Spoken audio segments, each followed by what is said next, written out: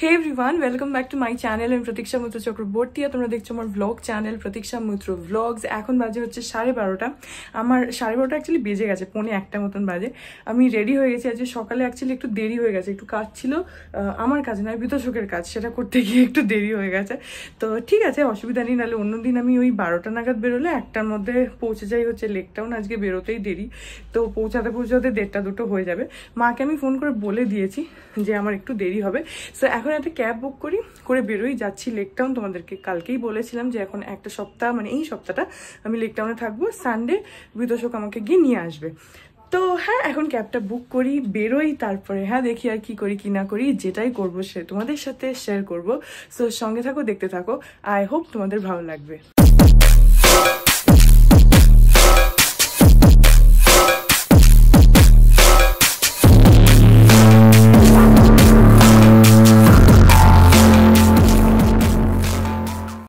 আজকে এখানে দেখো দুটো ব্যাগ, এই একটা ব্যাগ, ওই একটা ব্যাগ।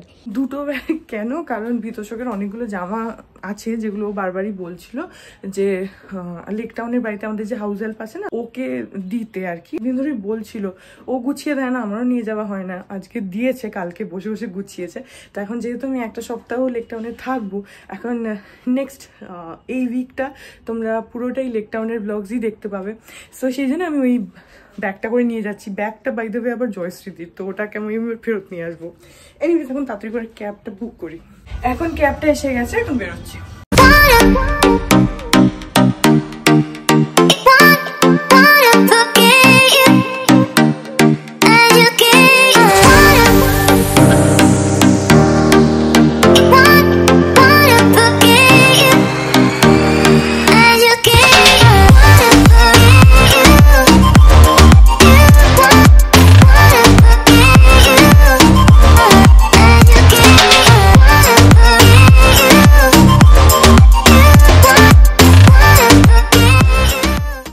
বাজে হচ্ছে বিকেল 3:45, আর আমি তো এসছি অনেকক্ষণ। আর এসছি যখন, আমি একটু ভয় আসছিলাম যে বৃষ্টি শুরু হলে পাড়ার মুখ থেকে এতখানি হেঁটে আসাটা একটু মুশকিল হয়ে যায়। তো থ্যাঙ্কফুলি তখন বৃষ্টি হয়নি। আমি বাড়িতে ঢুকলাম আর বৃষ্টি শুরু হলো। সেই তখন থেকে মায়ের সাথে আমি গল্প করছি। আমি জন্য এখনো চেঞ্জও করিনি। বাবা নেই, বাবা ফিরবে, তারপরে একসাথে খাবো, সেই জন্য অ্যাকচুয়ালি ওয়েট করছি। তো বাবাকে ফোন করলাম একটু আগে, বাবা বললো বাবার এখনও 20 মিনিট মতো লাগবে। তো এখন 3:45 বাজে। মা এখন আমার জন্য একটা অমলেট বানাচ্ছে, হয়ে গেলে দেখি আর একটুখানি ওয়েট করবো। যদি ততক্ষণে বাবা আসে ঠিক আছে, নাহলে আমি খেয়ে নেব। তো এখন আবার পুরো কালো করে এসছে, মানে একদম কুচকুচে কালো হয়ে আছে, আর হাওয়া দিচ্ছে, বৃষ্টি পড়ছে প্রচন্ড। মানে মনে হচ্ছে যে এক্ষুনি আকাশ ভেঙে বৃষ্টি শুরু হবে, কিন্তু এত সুন্দর ঠান্ডা হাওয়াটা আসছে, খুব ভালো লাগছে। আমি এখন ঘরে আসলাম, মাকে বললাম যে তুমি আমার ডিমটা ভাজো, আমি চেঞ্জ করি, দেখি ততক্ষণে যদি বাবা আসে ভালো, নাহলে আমি খেয়ে নেবো। কারণ এবার আমার একটু খিদে পাচ্ছে। আমি অ্যাকচুয়ালি অনেক লেটে সকালবেলা পাউরুটিটা খেয়ে এসেছিলাম, তো সেই জন্য আমার অতটা খিদে পাচ্ছিল না, কিন্তু এখন একটু খিদে পাচ্ছে। বিকেল হয়ে গেছে, মাও বসে আছে যদিও বাবার জন্য। তো ঠিক আছে, দেখি মা ডিমটা করুক। আর দেখো কি জোরে বৃষ্টি আসলো, এই দেখো আমাদের পুকুরটা খেয়াল করলে বুঝতে পারবে।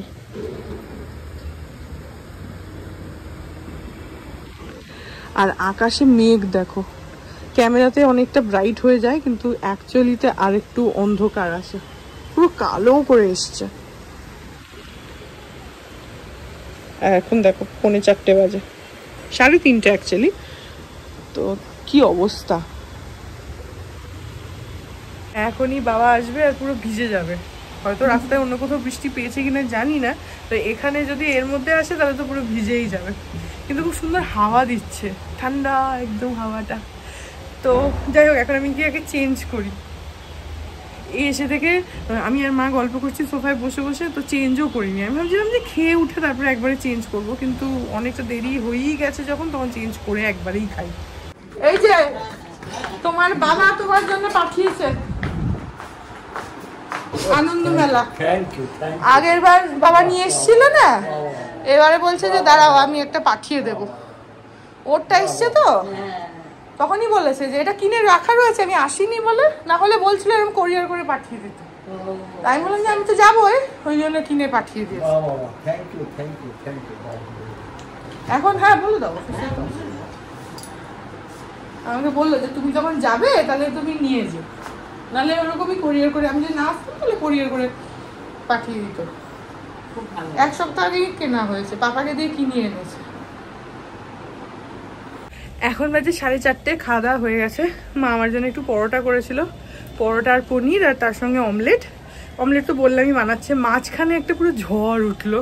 ঝড় হচ্ছে, আমি এসছি সব কিছু নিয়ে টিয়ে এসছি, আমার দুটো ফোনের চার্জারই আনতে ভুলে গেছি, একটারও আনিনি। দুটো ফোনের চার্জার অ্যাকচুয়ালি এক জায়গায় মানে একসাথেই লাগানো থাকে, আমি দুটোই আনতে ভুলে গেছি। আবার এখান থেকে ওই পার্সেল নিয়ে আসে না, তো উবেরের ওই পার্সেল বুক করলাম। আর এখন তো বৃষ্টিটা একটু কমেছে, এতক্ষণ ধরে মানে আকাশ ভাঙা বৃষ্টি পড়ছিল। সেই বৃষ্টির মধ্যে কোরিয়ার করা হলো।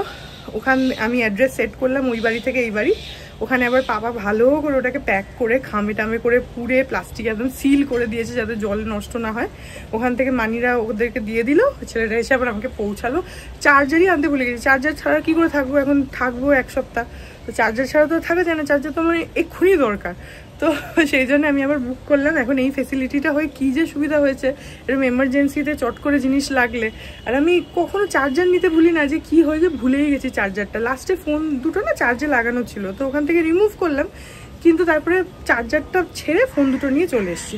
তবে একটা জিনিস আমি দেখলাম যে বৃষ্টি হলেই যারা ড্রাইভার থাকে না, সে পার্সেল করুক কি তোমাকে নিয়ে যাচ্ছে, সবাই না চার্জগুলোকে বাড়িয়ে দিতে বলে। আমাকে এখানে পার্সেল দেখাচ্ছিল 152 পয়েন্ট সাম পয়সা, তো আমি ঠিক আছে সেটাতে বুক করলাম উবেরে। তারপরে আমাকে ছেলেটা কল করে বললো যে এখন বৃষ্টি পড়ছে খুব ম্যাডাম, তখন প্রচণ্ডই বৃষ্টি হচ্ছে, আমাকে পুরোটা যেতে হবে এখান থেকে লেকটাউন, তো আপনি আমাকে একটু বাড়িয়ে দেবেন। তো আমি বললাম কত লাগবে, তো বললো পুরো 200 রাউন্ড ফিগার করে দিন। আমি কিচ্ছু বলিনি, আমি ঠিক আছে এত বৃষ্টির মধ্যে, আচ্ছা ঠিক আছে 200। এখানে এসে তখন আমাকে ডেলিভারি দিচ্ছে, তখন বলছে আর একটু বাড়িয়ে দিলে ভালো হয় ম্যাডাম। আমি কেন, আপনি আমাকে 152 ছিল, আমি অলরেডি আপনাকে 200 দিয়েছি, আমি কিচ্ছু বলিনি। তার উপরে আরও এতে তো আমি নিজেই গিয়ে নিয়ে আসতে পারতাম না। আমার খারাপ লাগছে, একটু কাইন্ডলি, আমি পুরো ভিজে গেছি। কারণ কাজে তুমি বেরিয়েছো বর্ষাকালে, তো বৃষ্টিতে তো ভিজবে, সবাই ভিজছে, বিতোষক বেরিয়েছে, বিতোষকও ভিজছে, আমার বাবা বেরিয়েছে, বাবা ভিজছে, সবাই ভিজছে না, তাকে আরও তাদের এক্সট্রা লাগবে। তো আমি আরও 200-র উপরে আরও 10 টাকা বাড়িয়ে দিলাম, দিয়ে আমি পেমেন্টটা করলাম। এটা আমি বুঝি না, একটা অ্যাপে একটা দেখায় ঠিক আছে, ওরা নয় ডিস্টেন্স অনুযায়ী করছে, তার উপরে আরও এক্সট্রা চার্জ, সেটাও দিচ্ছি, তাতেও স্যাটিসফাইড না। দিস ইজ মানে সামথিং আই ডোন্ট লাইক। এই অ্যাপ ক্যাবগুলোতে আমি দেখি এটা যখনই হচ্ছে তখনই এটা বলছে। যখন সকালবেলা বিতোষকের জন্য একটা অফিসের একটা ছিল যেটা পার্সেল করতে হলো, সেটাও উবেরেই করলাম, সেখানেও আমাকে দেখাচ্ছিল 62 রুপিস, আমি পেমেন্ট করলাম হচ্ছে 70 রুপিস, চাইছিল 80 রুপিস। বললাম তাহলে আপনি ক্যান্সেল করে দিন, আমি এত টাকা দেবো না, দিয়ে তখন 70 টাকা দিলাম। একে আবার এতগুলো টাকা।